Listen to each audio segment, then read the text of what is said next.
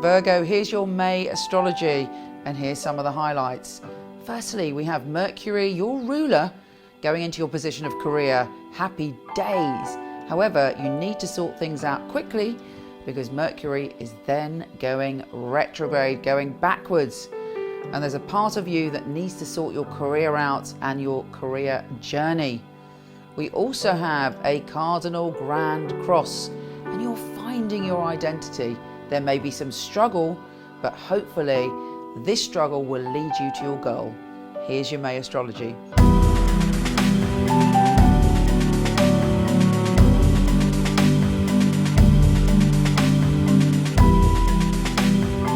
Virgo, this month you have a lot of opportunity when it comes to your career, but the message of this month is to find balance. There's a part of you, people don't really realise that you're quite extreme sometimes. When you love completely. And when you work and you're really into it, that's where your focus is. Mercury, your ruler, is in your position of career. So for the first 19 days of May, it's very important that you get your career goals out there. You strut your stuff, you show everybody what you're made of. Mars is also going into your position of career. So you've got extra vigor, extra power, extra strength, but be careful you don't come on too strong. You may be in a work situation and you're absolutely right. You know you're right and you probably are right, but you may be too forceful in expressing that. Now that's not necessarily like you, but you feel very passionate about your career this month. On the 19th though, Mercury, your ruler, is going retrograde, is going backwards. And it has a very big impact on you.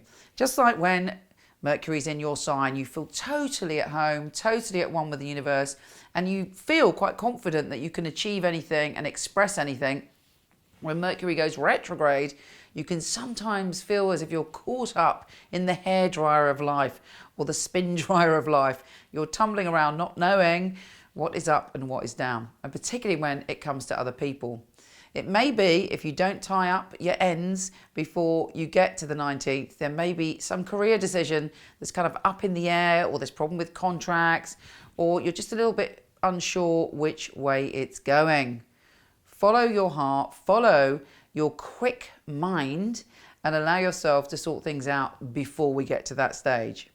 So when we have a full moon on the 4th, you're feeling even more like you want to communicate. I mean, communication is your passion at the beginning of the month, and you want to communicate your emotions. Look out though for some very, very important synchronistic communication from the universe. It may be you hear someone say something, it may be you have a dream, a symbol, a signpost, or something mysteriously is delivered to you. And you're like, wow, that may be the missing piece. And you're able to find a way to join things up, join up all the dots to explain some mystery that you've been toying with. Now, when we have the new moon is different. This new moon is giving you the opportunity to step out of your comfort zone. It may be that you want to travel somewhere. It may be that you suddenly mix with eccentric people, or you're just really interested in studying something different. You're letting go of the past and you're saying to yourself, I want new ways to stretch myself. I want new ways to grow. I want new ways to expand.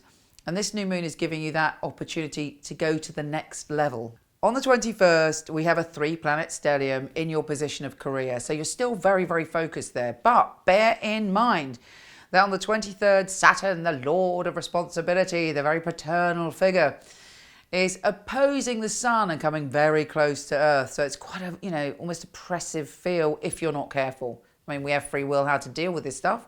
But basically, Saturn is saying, okay, you're very focused on your career. What about your family? What about your home? What commitments have you made? And are you living up to those commitments? For example, it may be that you've kind of promised to have quality time with a friend or family member once a week.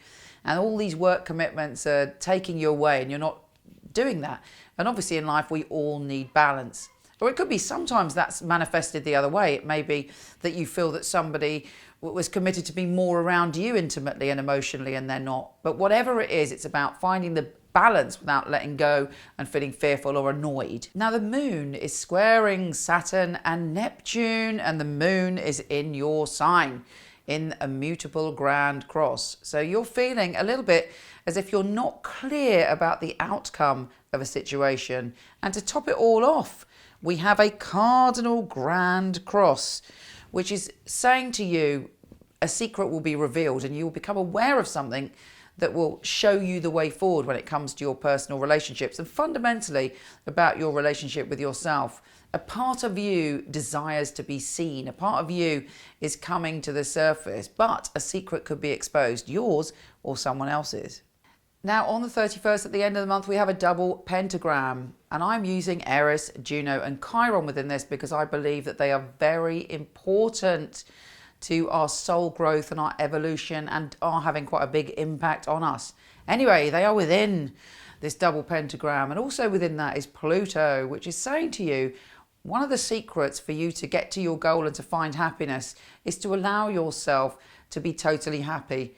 Do you feel a bit uneasy when everything's going your way, when you're successful or you're loved and adored? Is there a part of you that feels a bit nervous when things are going well? This double pentagram is teaching you a lesson. It's saying it's important to find the balance between your joy and your happiness and your spirituality and what you want to achieve in the external world. There may be something happening within that double pentagram that talks to your soul about love, talks to your soul about authenticity of your relationships and your real connection. You may become aware of a connection or the truth of a connection in a brand new way. Now, this pentagram allows us actually to understand that we can create our future if we look at the details of things and we understand with real honesty our life. That's when we can create something extraordinary and we can actually conjure up our dreams and our wishes. But within that, of course, there are challenges, and within the pentagram there's always sharp edges and challenges, but you're able to do it. You're able to see into the future and you're able to create your future once you are honest with yourself. May not be that the magic of this pentagrams is immediate, but it does give you great promise for the future. Take care, and I'll speak to you soon. If you love astrology, please come and visit my website, horoscope.co.uk, where there is loads of fabulous information and much more written detail on your monthly astrology. And I know Mercury is going retrograde, and I'm probably the worst time to ask, but if you love this, please, it'd be great if you could subscribe. Just click the subscribe button. Lots of love.